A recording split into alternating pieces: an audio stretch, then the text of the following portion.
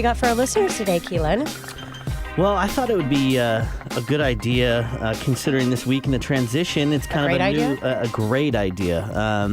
We're now with Highlands and whoop whoop, and I'm loving it. You know, we had this fantastic week. We had some of our corporate comrades fly in.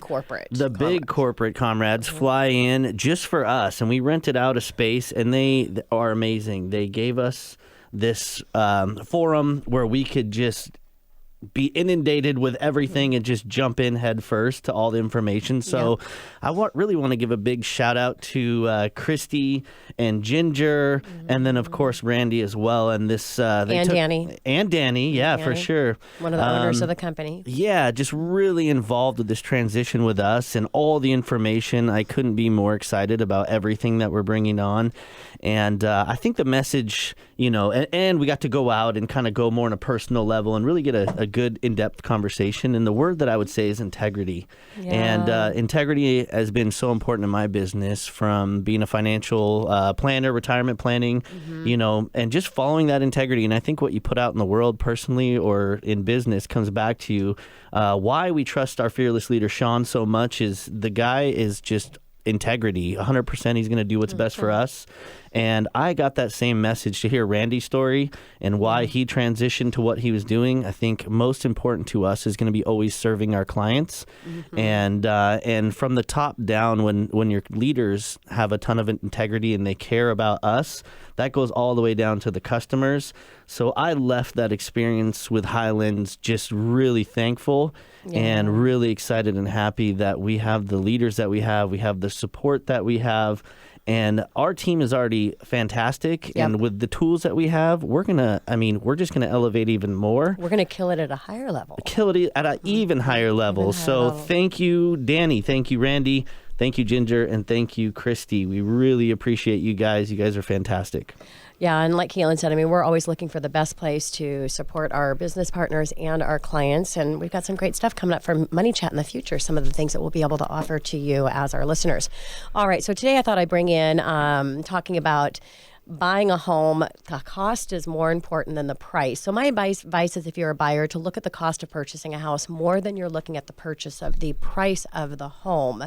Look at the cost of getting that home.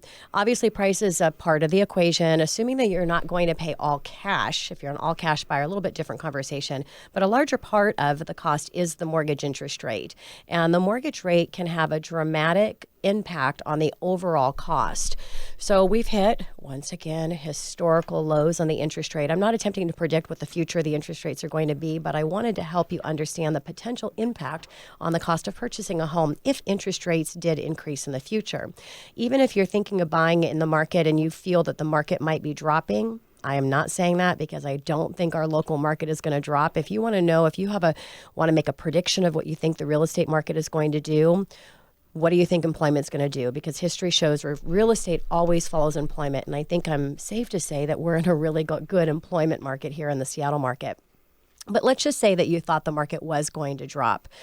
Price, if you believe that interest rates is going to increase, the cost of the home would be more expensive. So let's take a look at some numbers here. Well, you can't look, but you can listen. If today you could purchase a home for $500,000 with interest rates at 3.25%. I'm not quoting interest rates today. There's a lot of different qualifying factors, but yes, you can get a 3.25% interest rate today on a 30-year fixed rate mortgage.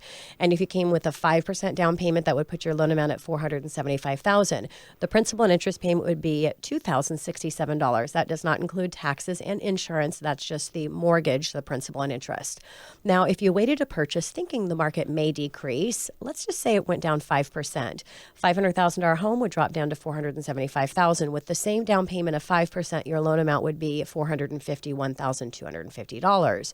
But let's say that the interest rate went up 1% to 4.25%. Your principal and interest payment would be $2,219 a month. So for $25,000 discount in price, but with a 1% increase in interest rate, the cost to purchase would be higher to wait.